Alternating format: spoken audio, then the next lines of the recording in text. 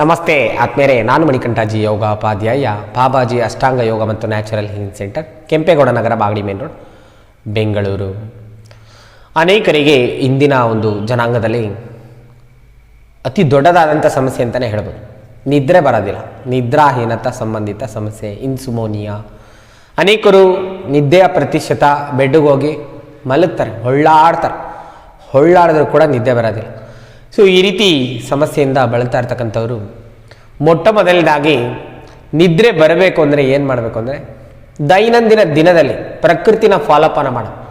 ಪ್ರಕೃತಿ ಅಂದಾಗ ನೋಡಿ, ಎರಡು ಎನರ್ಜಿನ ಇಲ್ಲಿ ಪ್ರತಿಪಾದಿಸುತ್ತೆ. ಎರಡು ಎನರ್ಜಿ ಅಂದಾಗ ಹಗಲು ಬಂದು ಸೂರ್ಯ, ರಾತ್ರಿ ಬಂದು ಚಂದ್ರ. ಸೂರ್ಯ ಅಂದಾಗ ದೇಹದಲ್ಲಿ ಸರ್ಕ್ಯುಲೇಷನ್ ಇರಬೇಕು. ದೈನಂದಿನ ದಿನದ ಪ್ರತಿಶತ ನಾವು ಓಡಾಡಿ ಬಗ್ಗೆ ಎದ್ದು ಕೂತು ವ್ಯಾಯಾಮ ಮಾಡೋದು, ಯೋಗಾಭ್ಯಾಸ ಮಾಡೋದು, ಏನಾರ ಮಾಡಬೇಕು. TCM ಅಂತ ಕರೀತಾರೆ. TCM ಅಂದಾಗ ಟ್ರೆಡಿಷನಲ್ ಚೈನೀಸ್ ಮೆಡಿಸನ್, ಅದರ ಪ್ರಕಾರನೂ ಕೂಡ ಎರಡು ಎನರ್ಜಿನ ಹೇಳ್ತಾರೆ ಅಲ್ಲಿ, ಇನ್ನು ಮತ್ತೆ ಯಾಂಗ್ ಅಂತ. ಇನ್ ಅಂದರೆ ಪೋಷಣೆ, ಯಾಂಗ್ ಅಂದರೆ ಸರ್ಕ್ಯುಲೇಷನ್. ಸೊ ನೋಡಿ, ಒಂದಕ್ಕೊಂದು ಲಿಂಕ್ ಇದಾವಲ್ಲ. ನೀವು ದೈನಂದಿನದಲ್ಲಿ ಯಾಂಗನ್ನು ಪ್ರೊಡ್ಯೂಸ್ ಮಾಡೋದನ್ನೇ ಇನ್ನನ್ನು ಅದು ಬಯಸುತ್ತೆ, ಅಂದರೆ ಇನ್ನು ತಾನಾಗೆ ದೊರೆಯುತ್ತೆ. ಯಾಂಗ್ ಅಂತಂದಾಗ ಬೇರೇನಿಲ್ಲ, ದಿನದ ಪ್ರತಿಶತ ನೀವು ಓಡಾಡಿ ಬಗ್ಗು ಎದ್ದು ಕೂತು ನಿಮ್ಮ ದೇಹದಲ್ಲಿ ಸರ್ಕ್ಯುಲೇಷನ್ ಏನಾರ ದೈಹಿಕ ಶ್ರಮ ವಹಿಸಿ ಏನಾರ ಮಾಡಿದಾಗ ನೆಕ್ಸ್ಟ್ ನಮ್ಮ ಬಾಡಿ ಏನನ್ನ ಕೇಳುತ್ತೆ, ಇನ್ನನ್ನು ಕೇಳುತ್ತೆ, ಪೋಷಣೆನ ಕೇಳುತ್ತೆ, ರೆಸ್ಟನ್ನು ಕೇಳುತ್ತೆ. ಸೊ ನಿಮಗೆ ನಿದ್ದೆ ಬರ್ತಿಲ್ಲ ಅನ್ನೋರೆಲ್ಲರೂ ಕೂಡ ಪ್ರಕೃತಿನ ಫಾಲೋ ಅಪ್ ಮಾಡಬೇಕು.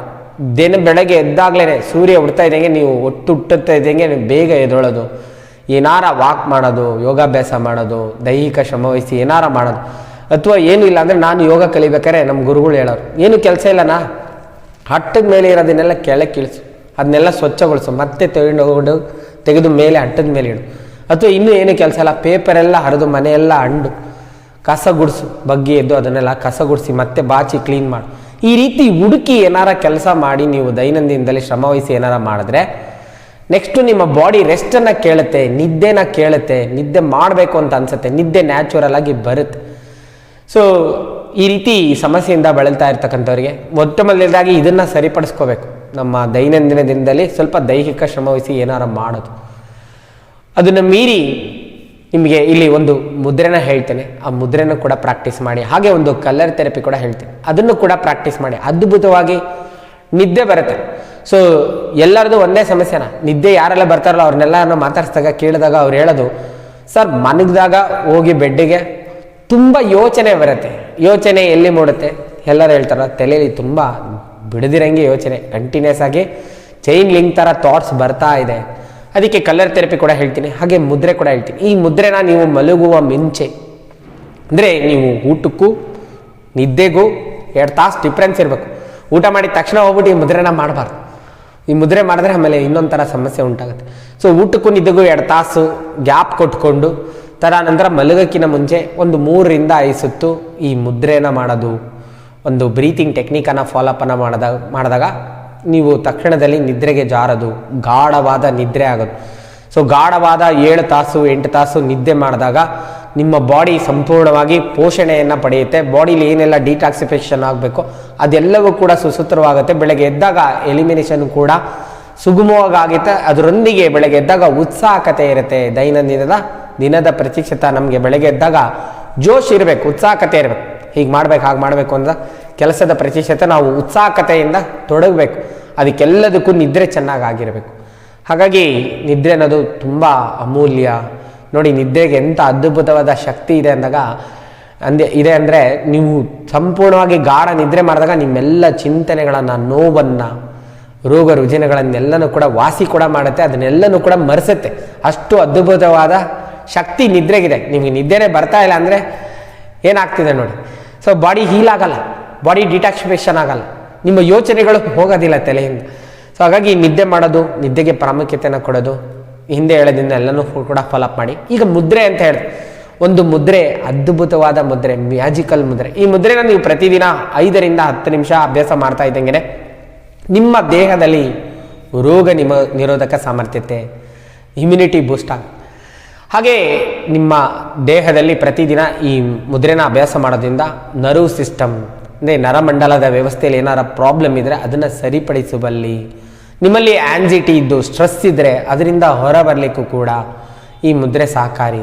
ಹಾಗೆ ನಿಮ್ಮ ದೇಹದ ಚಯಾಪಚಯ ಕ್ರಿಯೆ ಮೆಟಬಾಲಿಸಮನ್ನು ಕೂಡ ಇನ್ಕ್ರೀಸ್ ಮಾಡುವಲ್ಲಿ ಈ ಒಂದು ಮುದ್ರೆ ಅದ್ಭುತವಾಗಿ ಸಹಕರಿಸುತ್ತೆ. ಈ ಮುದ್ರೆನ ಆದಿ ಮುದ್ರೆ, ಆದಿ ಅಂದರೆ ಮೊದಲು ಅಂತ. ಸೊ ನೋಡಿ, ಮಗು ಹುಟ್ಟಿದ ಕೂಡಲೇ ಕೆಲವು ದಿನಗಳ ಕಾಲ, ತಿಂಗಳ ಕಾಲ ಕೈನ ಈ ರೀತಿ ಮುಷ್ಟಿ ಮಾಡಿಕೊಂಡೇ ಇರುತ್ತೆ. ಹಾಗಾಗಿ ಇದಕ್ಕೆ ಆದಿ ಮುದ್ರೆ ಅಂತ ಕರೀತಾರೆ. ಆದಿ ಅಂದರೆ ಮೊದಲು ಅಂತ. ಸೊ ಇಲ್ಲಿ ನಾವು ಒಂದು ಟೆಕ್ನಿಕನ್ನು ಫಾಲೋಅಪ್ ಮಾಡೋದು.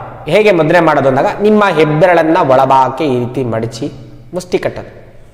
ನೋಡಿ, ಈ ರೀತಿ ಎರಡು ಹೆಬ್ಬೆರಳನ್ನು ಮೇಲೆ ಚಿತ್ರದಲ್ಲೇ ಕಾಣುತ್ತೆ. ಈ ರೀತಿ ಮುಷ್ಟಿ ಕಟ್ಟಿ ಈ ಮುಷ್ಟಿನ ಮುಷ್ಟಿ ಮಾಡಿರ್ತಕ್ಕಂಥ ಈ ರೀತಿ ಮುದ್ರೆನ ಕೆಳಮುಖವಾಗಿ ಇಡೋದು. ಈ ರೀತಿ ಇಟ್ಕೊಂಡು ನೀವು ನೇರ ಕುತ್ಕೊಂಡು ಮಾಡ್ಲಿಕ್ಕಾಗಿಲ್ಲ ಅಂದರೆ ಖಂಡಿತವಾಗ್ಲೂ ಗೋಡೆ ಉರಿಕೊಂಡು ಚೇರ್ ಮೇಲೆ ಕುತ್ಕೊಂಡು ಕೂಡ ಮಾಡ್ಬೋದು. ಹಿಂದೆ ಹೇಳಿದ್ದೇನೆ, ಬೆಡ್ಡಿಗೆ ಹೋದಾಗಲೂ ಕೂಡ ನೀವೊಂದು ಈ ರೀತಿ ಮುದ್ರೆ ಮಾಡಿಕೊಂಡು ಏನು ಮಾಡ್ಬೇಕನ್ನ ಡೀಪ್ ಬ್ರೀತ್ ತಗೊಳ್ಳೋದು. ತದನಂತರ ದುಂಬಿ ರೀತಿ ಶಬ್ದ ಮಾಡೋದು, ಭ್ರಾಮರಿ ಪ್ರಾಣಾಯಾಮ ಅಂತ ಕರೀತಾರೆ. ನೋಡಿ, ಈ ರೀತಿ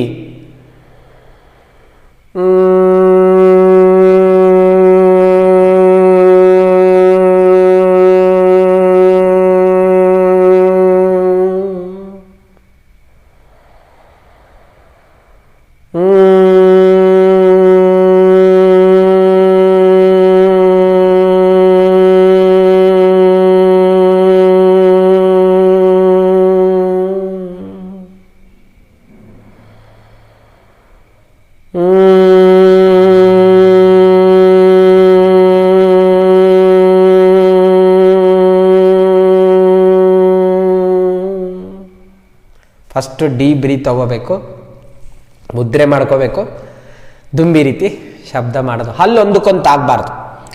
ಆ ರೀತಿ ಕರೆಕ್ಟ್ ವಿಧಾನದಲ್ಲಿ ನೀವು ಮಾಡಿದಾಗ ತಲೆ ಕಡೆ ಒಂದು ರೀತಿ ಕಂಪನ ಮೂಡುತ್ತೆ. ಆ ವೈಬ್ರೇಷನ್ನು ನಿಮ್ಮ ಪ್ರತಿ ದೇಹದಲ್ಲಿ, ಅಂದರೆ ಎಸ್ಪೆಷಲಿ ತಲೆಯಲ್ಲಿರ್ತಕ್ಕಂಥ ನರಮಂಡಲದ ವ್ಯವಸ್ಥೆಯನ್ನು ಸರಿಪಡಿಸುವಲ್ಲಿ. ಸುಮಾರು ಜನ ಹೇಳ್ತಾರಲ್ಲ, ಮಲಗಿದ ತಕ್ಷಣ ಕಂಟಿನ್ಯೂಸ್ ಆಗಿ ಯೋಚನೆ ಬರುತ್ತೆ, ಒಂದಾದ್ಮೇಲೆ ಒಂದು ಯೋಚನೆಗಳು ಬರ್ತಾ ಇರುತ್ತೆ, ನಿದ್ದೆನೇ ಬರೋದಿಲ್ಲ. ಸೊ ಈ ಆದಿ ಮುದ್ರೆಯೊಂದಿಗೆ ದುಂಬಿ ರೀತಿ ಭ್ರಾಮರಿ ಪ್ರಾಣಾಯಾಮನ ಮಾಡೋದು. ಈ ರೀತಿ ನೀವು ಮಾಡ್ತಾ ಬಂದಂಗೆಲ್ಲ ನಿಮ್ಮಲ್ಲಿ ಯೋಚನೆಗಳು, ಸ್ಟ್ಯಾಗ್ನೇಷನ್ನು ಅಂತ ಕರೀತಾರೆ, ತಲೆಯಲ್ಲಿ ತುಂಬಿಕೊಂಡಿರೋದು ಬೇಡದಿರೋದೆಲ್ಲ ಹಂತವಾಗಿ ಹೊರಗೆ ಹೋಗುತ್ತೆ. ಹಾಗೆ ಈ ರೀತಿ ಫೋಲ್ಡ್ ಮಾಡಿದಾಗ ಇಲ್ಲಿ ಟಚ್ ಆಗುತ್ತೆ. ಹಾಗೆ ಕಿರುಬೆರಳು ಟಚ್ ಮಾಡಿ ಇಲ್ಲಿ ಟಚ್ ಆಗುತ್ತೆ, ಒಂದೇ ಜಾಗದಲ್ಲಿ ಟಚ್ ಆಗುತ್ತೆ. ಇಲ್ಲಿ H8 ಆಕ್ಯುಪ್ರೆಷರ್ ಪಾಯಿಂಟ್ ಅಂತ ಬರುತ್ತೆ.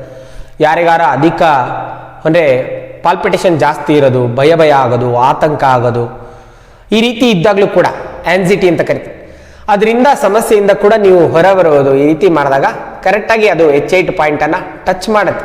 ಈ ರೀತಿ ಮುದ್ರೆ ಮಾಡ್ಕೊಳ್ಳೋದು, ಈ ರೀತಿ ಮಹತ್ತರವಾದ ಲಾಭ ಪ್ರಯೋಜನ ಉಂಟಾಗುತ್ತೆ. ಅನೇಕ ಥರದ ಸಮಸ್ಯೆಗಳಿಗೆ ಇದು ರಾಮಬಾಣ, ಈ ಮುದ್ರೆ ಮ್ಯಾಜಿಕಲ್ ಮುದ್ರೆ ಅಂತಲೇ ಕರಿಬೋದು.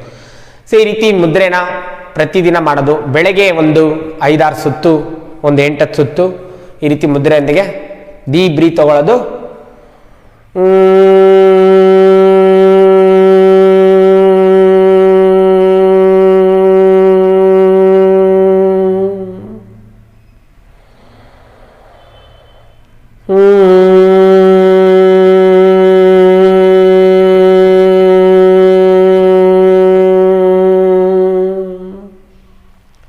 ಈ ರೀತಿ ಶಬ್ದ ಮಾಡ್ತಾ ಬಂದಂಗೆಲ್ಲ ನಿಮ್ಮ ತಲೆ ಖಾಲಿ ಆಗುತ್ತೆ. ಆ್ಯನ್ಸಿಟಿ ಹೇಳಿದ್ನಲ್ಲ, ಹಾರ್ಟ್ ಪಾಲ್ಪಿಟೇಷನ್ ಜಾಸ್ತಿ ಇದ್ದರೆ, ಭಯ ಇದ್ದರೆ ಅದೆಲ್ಲವೂ ಕೂಡ ದೂರ ಆಗ್ತದೆ. ಒಳ್ಳೆ ನಿದ್ರೆ ಆವೃತವಾಗುತ್ತೆ. ಅದರೊಂದಿಗೆ ಕಲರ್ ಥೆರಪಿ ಕೂಡ ಅದ್ಭುತವಾಗಿ ವರ್ಕ್ ಆಗುತ್ತೆ. ಇಲ್ಲಿ 3 ಕಲರ್ಗಳು ಯೂಸ್ ಆಗ್ತಾ ಉಂಟು. Sky blue colour, pink colour, black colour. ನೀವು ಬ್ಲ್ಯಾಕ್ ಕಲರನ್ನು 2 ಹೆಬ್ಬೆಟ್ಟಿನ ಉಗುರಿನ ಕೆಳಗಡೆ, ಯಾಂಗ್ ಬ್ರೈನ್ನ ರಿಫ್ಲೆಕ್ಸಿಗೆ ಈ ರೀತಿ ಹಾಕೋದು. ಈ ರೀತಿ ಡಾಟ್ ಹಾಕೋ, 2 ಹೆಬ್ಬೆಟ್ಟಿನ ಉಗುರಿನ ಕೆಳಗಡೆ ಬ್ಲ್ಯಾಕ್ ಕಲರು ಡಾಟ್ ಹಾಕೋದು. ಇದನ್ನು ಯಾವಾಗ ಹಾಕ್ತೀರಾ ಅಂದರೆ, ಹಿಂದೆ ಹೇಳಿದಾಗೆ ನಿಮ್ಮ ನಿದ್ದೆಗೂ ಊಟಕ್ಕೂ 2 ತಾಸು ಡಿಫ್ರೆನ್ಸ್ ಇರಬೇಕು. ನೀವು ಊಟ ಮಾಡಿ ಒಂದು ಅರ್ಧ ಮುಕ್ಕಾಲು ತಾಸು ಆದಮೇಲೆ ಈ ಕಲರ್ನ ಹಾಕೋ, ಆಯಿತಾ. ಎಡಗೈ ಮಧ್ಯದ ಬೆರಳು ಉಗುರು ಕೆಳಗಡೆ ಒಂದು ಪಿಂಕ್ ಕಲರ್ ಡಾಟ್, ಆಯ್ತಾನ. ಹಾಗೆ ಎಡಗೈ ಕಿರು ಬೆರಳು ಉಗುರು ಕೆಳಗಡೆ ಒಂದು ಸ್ಕೈ ಬ್ಲೂ ಕಲರ್ ಡಾಟ್. ಈ ರೀತಿ ಡಾಟ್ ಥರ ಇಡ. ಹಾಗೆ ಅಂಗೈಯಲ್ಲಿ, ಎಡಗೈಯಲ್ಲಿ ಎಲ್ಲಾದರೂ 0 ಅಂತ ಬ್ಲಾಕಲ್ಲಿ ಬರ್ಕೊಳ್ಳಿ. ಪ್ರತಿದಿನ ನಾವು ಶೂನ್ಯತೆಗೆ ಹೋಗ್ಬೇಕು, 0ಗೆ ಹೋಗ್ಬೇಕು. ಒಂದು ಗಾಢವಾದ ನಿದ್ರೆ ಅಂತ ಅಂದಾಗ ಯಾರು ಬಂದು ಹಿಂಗೆ ಅಲುಗಾಡಿಸೋರು ಎದೊಳ್ಬಾರ್ದು. ಅಷ್ಟು ಡೀಪ್ ಸ್ಲೀಪ್ ಇದ್ದಾಗ ಹಿಂದೆ ಹೇಳ್ದಂಗೆ ನಿಮ್ಮ ಬಾಡಿ ನ್ಯಾಚುರಲ್ ಆಗಿ ಹೀಲ್ ಆಗೋದು, ಅನೇಕ ಥರದ ಅನಾರೋಗ್ಯದ ಸಮಸ್ಯೆಯಿಂದ ನೀವು ಹೊರ ಬರಲಿಕ್ಕೆ ಸಹಕಾರಿಯಾಗೋದು, ಬಾಡಿ ಡಿಟಾಕ್ಸಿಫಿಕೇಷನ್ ಆಗೋದು, ಹಾಗೆ ಬಾಡಿಲಿ ಎಲಿಮಿನೇಷನ್ ಅನ್ನೋದು ಸುಸೂತ್ರವಾಗಿ ಬೆಳಗ್ಗೆ ಎದ್ದ ಕೂಡಲೇ ಆಗೋದಕ್ಕೆ, ಬೆಳಗ್ಗೆ ಎದ್ದಾಗ ಚೈತನ್ಯತೆ ಉತ್ಸಾಹಕತೆ ಇರೋದಕ್ಕೆ ಎಲ್ಲವೂ ಕೂಡ ಈ ಝೀರೋ ಬರೆಯೋದ್ರಿಂದ ಕೂಡ ಆಗುತ್ತೆ. ಬ್ಲಾಕಲ್ಲಿ ಇಲ್ಲಿ ಝೀರೋ ಬರೆಯೋದು, 2 ಹೆಬ್ಬೆಟ್ಟು ಉಗುರು ಕೆಳಗಡೆ ಬ್ಲಾಕ್ ಕಲರ್ ಹಾಕೋದು, ಎಡಗೈ ಮಧ್ಯ ಬೆರಳು ಉಗುರು ಕೆಳಗಡೆ ಒಂದು ಪಿಂಕ್ ಕಲರ್ ಡಾಟ್ ಹಾಕೋದು, ಎಡಗೈ ಕಿರು ಬೆರಳು ಉಗುರು ಕೆಳಗಡೆ ಒಂದು ಸ್ಕೈ ಬ್ಲೂ ಕಲರ್ ಡಾಟ್ ಹಾಕೋದು. ಅದರೊಂದಿಗೆ ನಾನು ಹೇಳೋದಲ್ಲ, ದೈಹಿಕ ಶ್ರಮ ಅನ್ನೋದಿರಬೇಕು. ನೀವು ದೈಹಿಕ ಶ್ರಮ ವಹಿಸಿ ಏನಾರ ಮಾಡಿದ್ರೆ ನೆಕ್ಸ್ಟ್ ನಿಮ್ಮ ಬಾಡಿ ರೆಸ್ಟನ್ನು ಕೇಳುತ್ತೆ, ನಿದ್ರೆನ ಕೇಳುತ್ತೆ ನ್ಯಾಚುರಲ್ ಆಗಿ. ಸೊ ಪ್ರಕೃತಿನ ಫಾಲೋಅಪ್ ಮಾಡೋದು. ನೀವು ಬೆಳಗ್ಗೆ 7 ಗಂಟೆ 8 ಗಂಟೆ 9 ಗಂಟೆ ಅವರು ಮನೆಗೇ ಇದ್ದರೆ ನಿದ್ದೆ ರಾತ್ರಿ ಸರಿಯಾಗಿ ಬರೋದಿಲ್ಲ. ಸೊ ನೀವು ಬೆಳಗ್ಗೆ ಎದ್ದು ಸೂರ್ಯ ಹುಟ್ಟಕ್ಕಿಂತ ಮುಂಚೆ ಎದ್ದು ಏನಾರ ಮಾಡಬೇಕು, ದೈಹಿಕ ಚಟುವಟಿಕೆಯನ್ನು, ಯೋಗಾಭ್ಯಾಸ ಮಾಡೋದು, ಬಗ್ಗೆ ಎದ್ದು ಕೂತಿ ಓಡಾಡಿ ದಿನದಲ್ಲಿ ಒಂದು 4 ತಾಸಾಗಿ ಕಠಿಣವಾಗಿ ಏನಾರ ಕೆಲಸ ಮಾಡೋದು. ತದನಂತರ ಈ ಆದಿಮುದ್ರೆಯೊಂದಿಗೆ ನೀವು ದುಂಬಿ ರೀತಿ ಶಬ್ದ ಮಾಡೋದು, ಕಲ್ಲರ್ ಹಾಕೋದು ಎಲ್ಲವೂ ಕೂಡ ಮ್ಯಾಜಿಕ್ ಥರ ವರ್ಕ್ ಆಗುತ್ತೆ. ಕೆಲವೇ ದಿನಗಳಲ್ಲಿ ನಿಮಗೆ ಸಂಪೂರ್ಣವಾದ ಒಂದು ಒಳ್ಳೆ ಅಂದರೆ ಗುಡ್ ಕ್ವಾಲಿಟಿ ಸ್ಲೀಪ್ ಅಂತೇಳಿ ಅದು ಆವೃತವಾಗುತ್ತೆ. ಗಾಢವಾದ ನಿದ್ರೆ ನಿಮ್ಮಲ್ಲಿ ಆವೃತವಾದಾಗ ಆ ನಿದ್ರೆ ನಿಮಗೆ ಪೋಷಣೆಯನ್ನು ಉಂಟು ಮಾಡುತ್ತೆ. ನಿಮ್ಮನ್ನು ಅನೇಕ ಥರದ ಪ್ರತಿರೋಧಕ ಅಂದರೆ ರೋಗ ನಿರೋಧಕ ಶಕ್ತಿ ನಿಮ್ಮಲ್ಲಿ ಉಂಟಾದಾಗ ಅನೇಕ ಥರದ ಗಂಭೀರವಾದ ಕಾಯಿಲೆಗಳು ಬರದಂತೆ ಕೂಡ ಪ್ರೊಟೆಕ್ಟನ್ನು ಮಾಡುತ್ತೆ. ಸೊ ಹಾಗಾಗಿ ನಿದ್ರೆಗೆ ಹೆಚ್ಚಿನ ಪ್ರಾಮುಖ್ಯತೆಯನ್ನು ಕೊಡೋದು. ಯಾರು ನಿದ್ರೆಹೀನತಾ ಸಂಬಂಧಿತ ಸಮಸ್ಯೆಯಿಂದ ಬಳಲ್ತಾ ಇದ್ದರೆ ಈ ವಿಡಿಯೋನ ಅವರಿಗೆ ಶೇರ್ ಮಾಡಿ. ಈ ವಿಡಿಯೋದಲ್ಲಿ ಇರ್ತಕ್ಕಂಥ ಮಾಹಿತಿಯನ್ನು ಸದುಪಯೋಗಪಡಿಸ್ಕೊಳ್ಳಿ. ತಮಗೆಲ್ಲರಿಗೂ ಒಳಿತಾಗಲಿ. ಶುಭ ದಿನ. ನಮಸ್ಕಾರ.